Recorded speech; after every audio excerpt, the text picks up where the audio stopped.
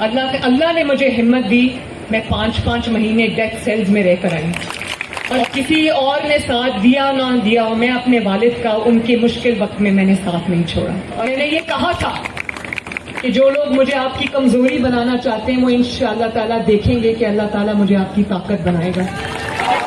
और 200 के करीब मैंने पेशियां बेगुनाह होते हुए भुगती अपने वालिद के साथ।